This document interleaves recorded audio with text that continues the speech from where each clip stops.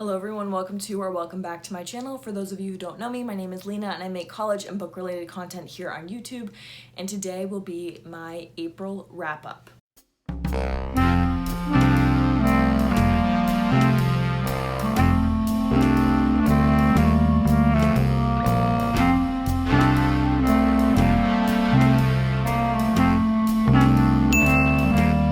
I read 5 books in the month of April, and actually 2 of them were personal reads and not for school, which was very exciting.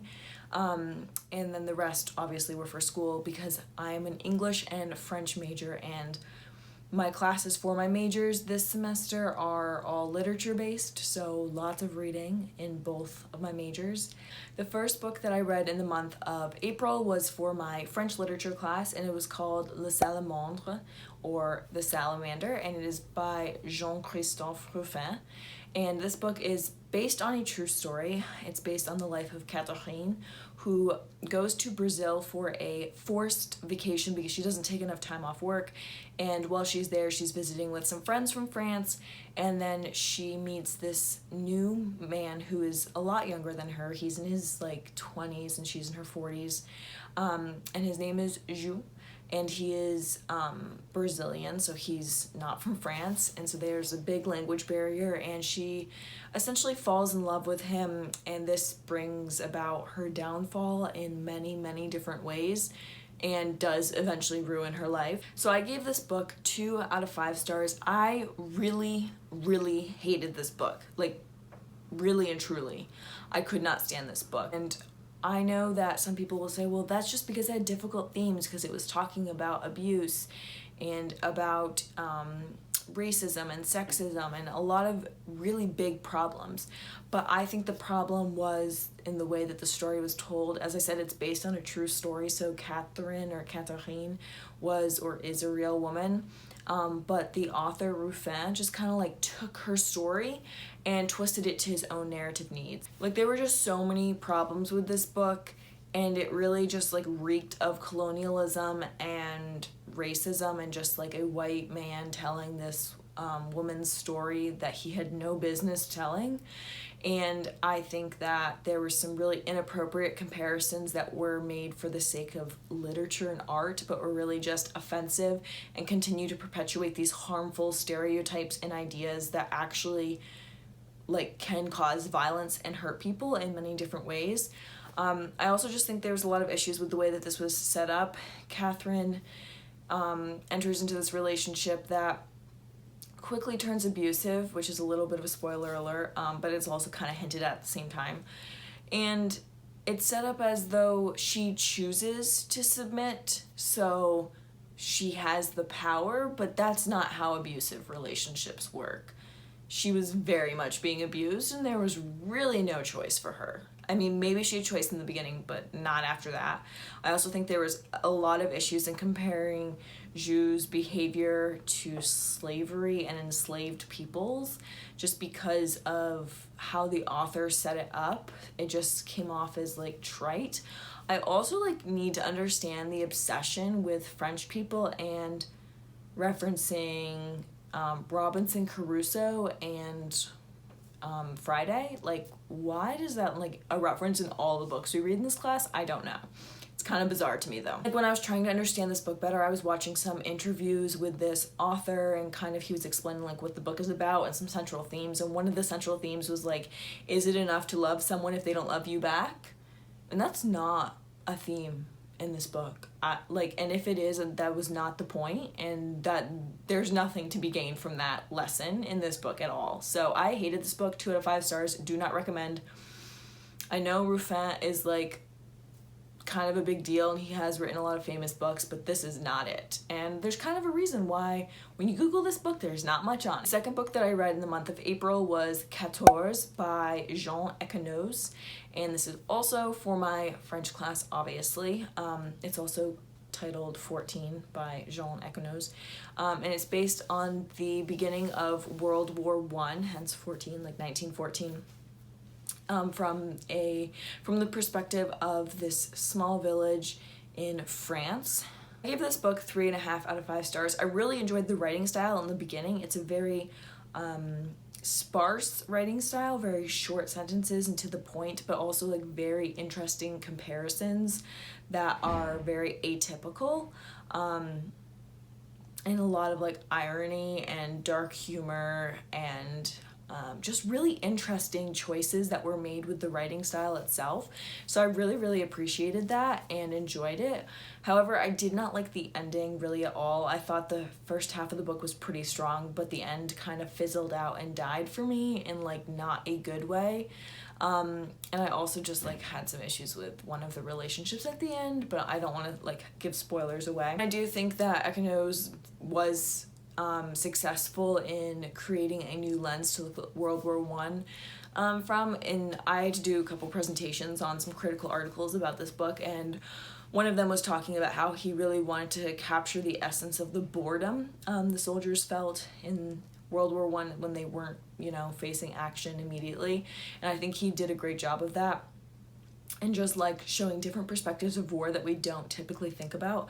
I also think that, at least for my education, we learned about World War II in greater depth and a lot more than World War I. And after watching some World War I films in this class and doing other things, which I don't know why we're watching films in this class because it's not a film class and I have issues with that, but in learning more about World War I through this class, like it's tough. Like, trench warfare is really, really tough. The third book that I read in the month of April was The Night Watchman by Louise Erdrich.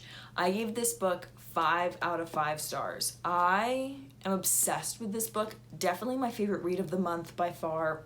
Probably one of my top reads of this year, to be honest. The book follows the Turtle Mountain band of the Chippewa. It's actually based on the life of Louise Erdrich's grandfather and all the work that he did. And so in the 1950s, there was a bill that was proposed to Congress that would essentially exterminate all Native Americans living in the United States and force them to disband and live in cities and just completely decimate any and all groups that were living across the country. Obviously, the United States and the United States government had been working on this for a long time. This had been centuries in the making with the genocide and the forced reservations and just continuous efforts to exterminate these communities. But this bill was really going to be successful in accomplishing that and really bringing about the end of a lot of communities. It's about Thomas, her grandfather, and other people who come together to stand up against this bill. And there's also a lot of other characters and their own stories,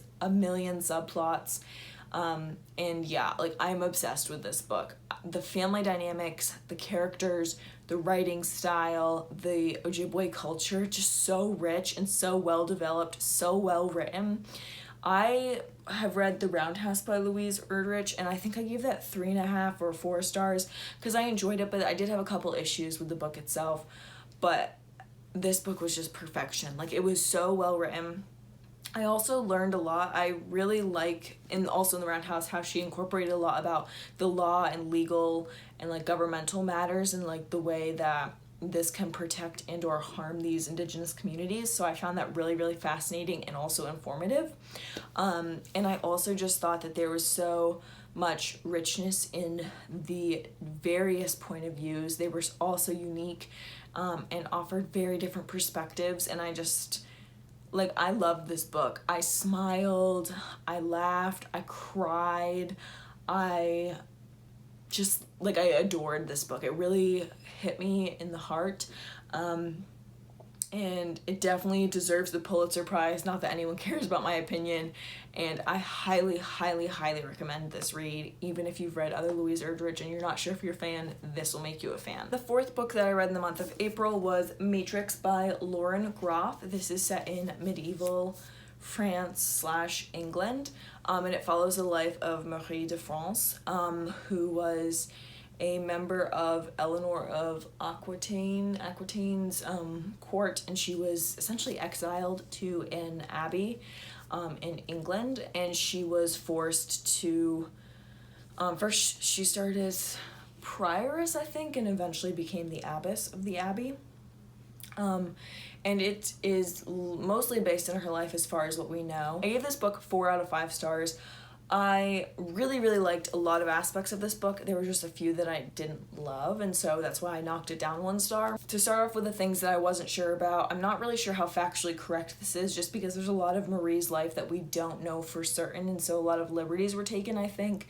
And also, I just, based on like my little bits of research, just on like some Google searches, I think there were some aspects of Marie's life that were not really incorporated into this book, or if they were kind of like glossed over. So finally, I just didn't love the ending. It was kind of disappointing, and it didn't do much for Marie's legacy and things like that.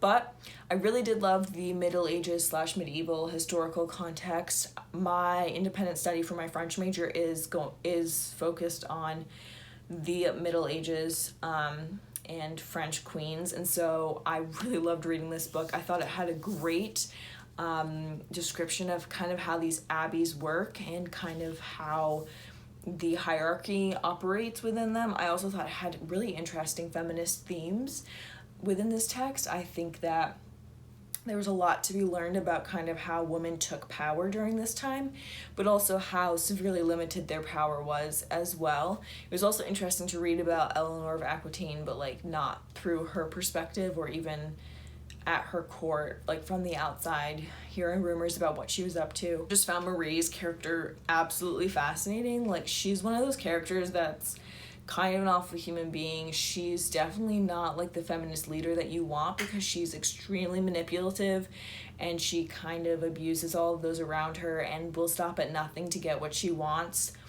But at the same time, you can't fault her for that, because you see the world she's living in and you see what it takes to get what she needs. And also, like, kind of iconic that she decided that no men should live in their area, and then that she wanted to protect their abbey by making a matrix or like a labyrinth kind of thing around it.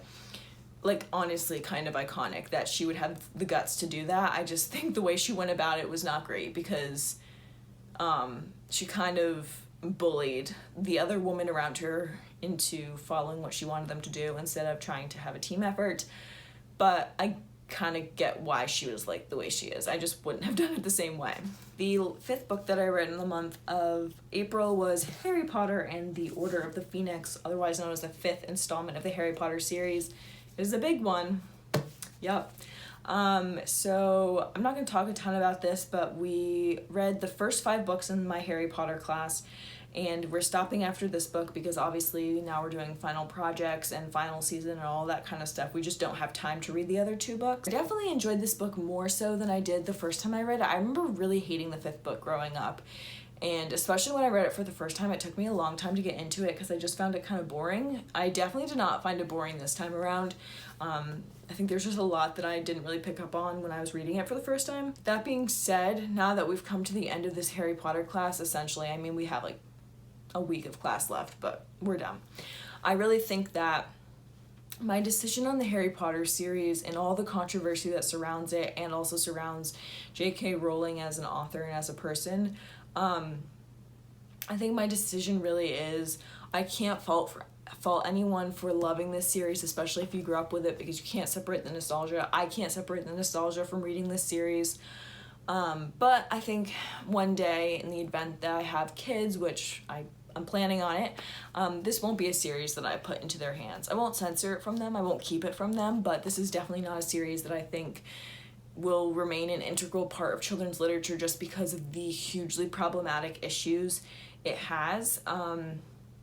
And some people may just say, oh, well, it was written in the 90s and early 2000s, so it's just the product of its time. But, like, is that really true? Like, there's other books written during the 80s and the 90s and the early 2000s that are far less problematic and also don't have J.K. Rowling as their author, who is just a horrible human being. So, yeah, those are my thoughts on this book and the series, but that is all I have for you today. Thank you so much for watching today's video. If you have any questions, book recommendations, video recommendations, leave them down in the comments below, and I will see you all next week as I head into finals week.